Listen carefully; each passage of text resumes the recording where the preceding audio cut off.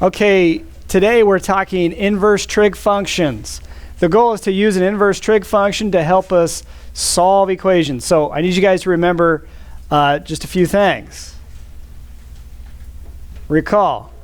First of all, a function is a set of ordered pairs, inputs and outputs, right? First coordinates represent inputs, second coordinates represent outputs. Usually x comma y, x usually represents a generic input, y represents a generic output, right?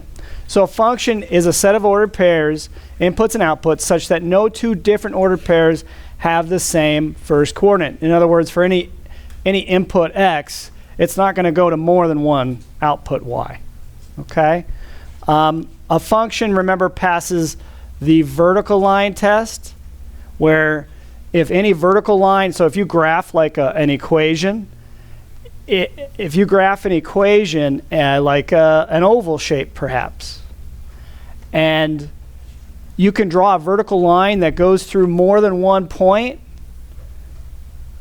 which of course here you can, then it's not a function. That curve, that oval shape, is not a function because say the x-axis is down here for the sake of argument, then this x value goes to this height value and this height value, two different y values. Okay, that's the vertical line test. It's really simple to apply if you're given a picture of the graph of ordered pairs or graph of an equation, which is an infinite set of ordered pairs.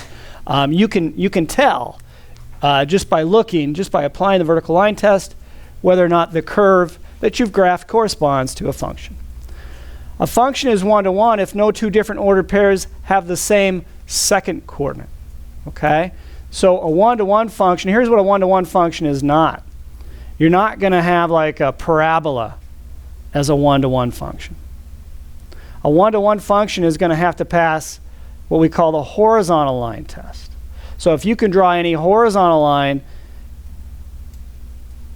it doesn't have to be every horizontal line, any one horizontal line, and it passes through more than one point, then it's not a function because at this point and this point, we have different x values going to the same y value.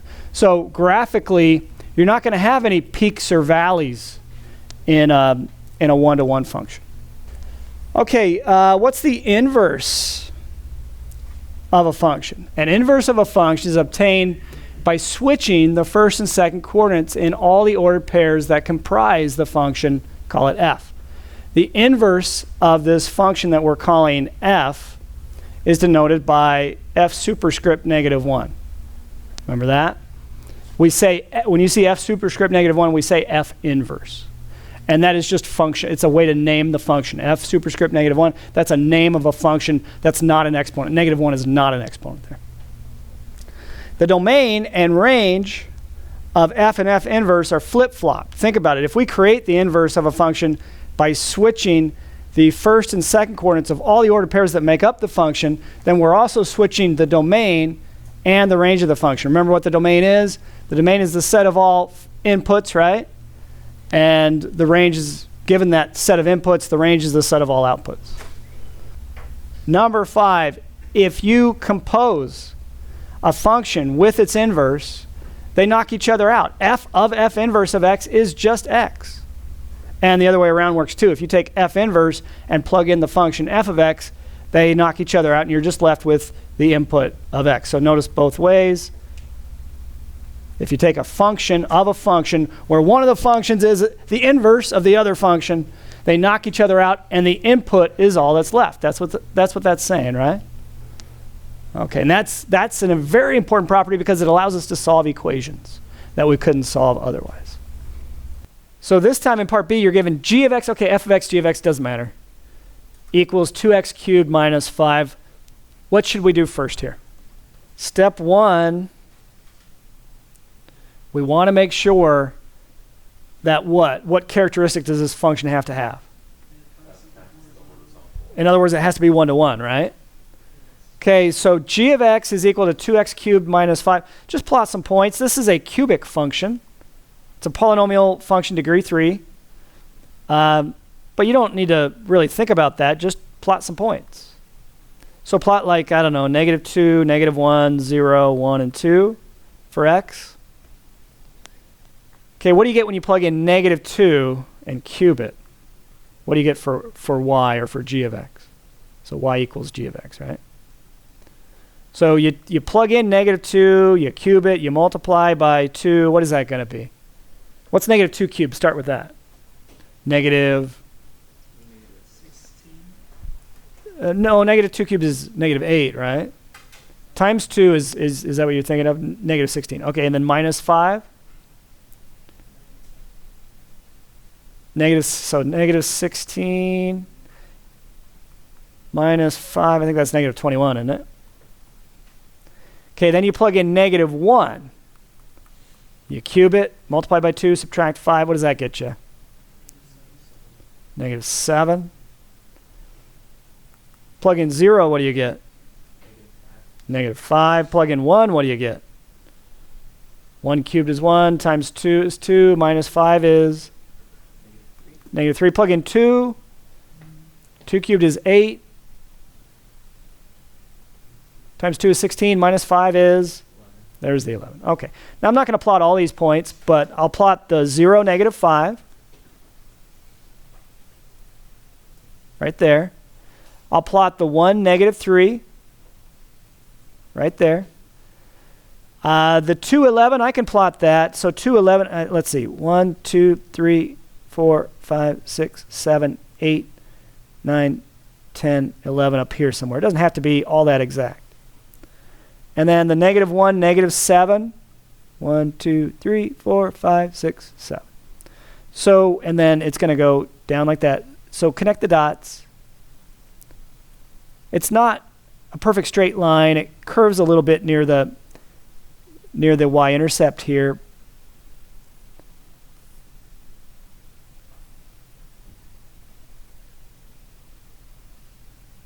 It's something like that. Does it look like it's going to pass the horizontal line test? You bet. Draw a couple horizontal lines. Say G is 1-to-1 by HLT.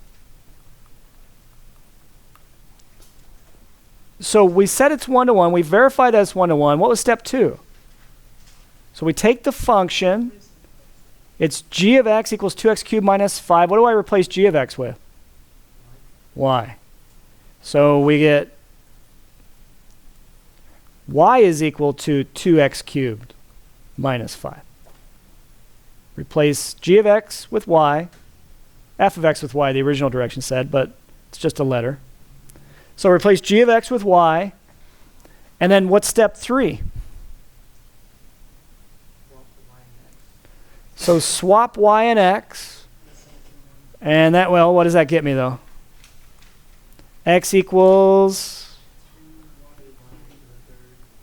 minus 5. And then you set it.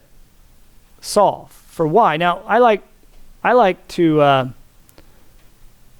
have the variable I'm solving for on the left side. So I'm going to rewrite it. 2y cubed minus 5 equals x. What do I do first? Work towards isolating 2y cubed. So, yeah, get that 5 over there. What does that leave you with? 2y cubed equals x plus 5 or 5 plus x, either one. Then what could you do?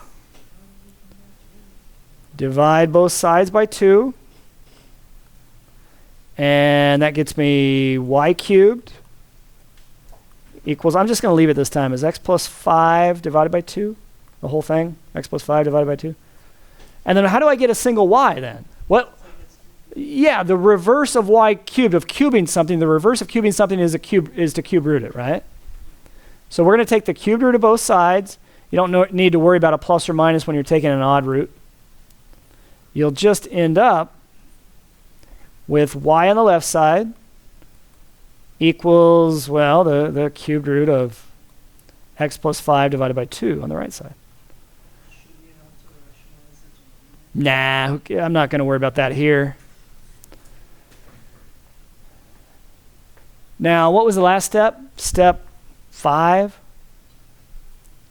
So in step 5, instead of g of x, how do we write it? We write it as we replace y with g inverse of x. So we get g inverse of x is equal to the cubed root of x plus 5 over 2.